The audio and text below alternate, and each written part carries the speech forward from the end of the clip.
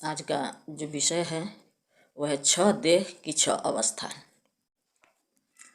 श्री स्वामी जी कहते हैं, जागृत है स्थूल में, स्वप्न है सूक्ष्म माय, कारण देह सुषुप्ति है, रूप तीन तीन माय। स्थूल देह में जागृत अवस्था रहती है। जागृत अवस्था के अतिरिक्त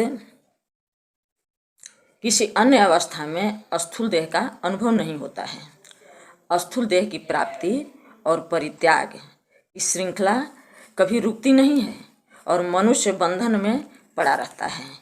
मृत्यु में स्थूल देह का परित्याग होता है और जन्म में किसी नूतन स्थूल देह की प्राप्ति होती है।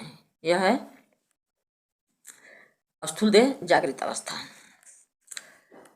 सूक्ष्म देह का अवस्था स्वप्न होता है। मृत्यु और जन्म के बीच की अवधि में बंधन ग्रस्त आत्मा सूक्ष्म देह के साथ रहता है। बंधन में पड़ी हुई आत्मा अपने सूक्ष्म शरीर के साथ भावी जन्म के लिए माता के गर्भ में प्रवेश करती है। स्थूल देह के निर्माण से पूर्व ही सूक्ष्म देह विद्यमान रहती है। सूक्ष्म देह के या सूक्ष्म रूप के सूक्ष्म देह का कार्य रूप ही स्थूल देह होता है।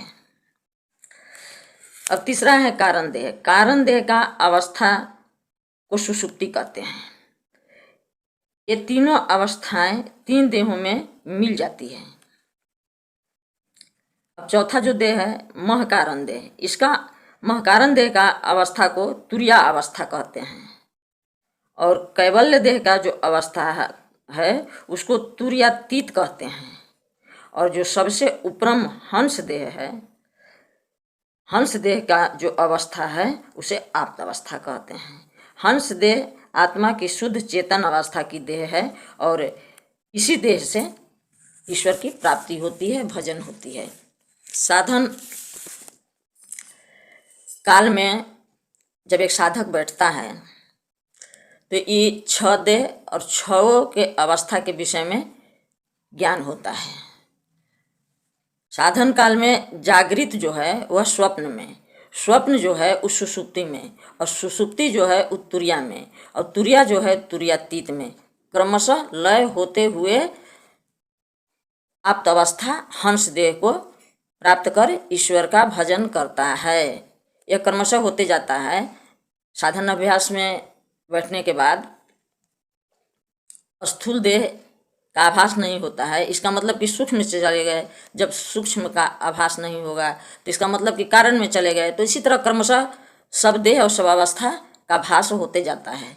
लेकिन कहने का तात्पर्य है कि सबसे उपरम सबसे सर्वश्रेष्ठ जो देह और अवस्था है वह आप अवस्था हंस देह है, जिससे हम ईश्वर तक पहुंच सकते हैं, ईश्वर को प्राप्त कर सकते हैं, भजन कर सकते हैं।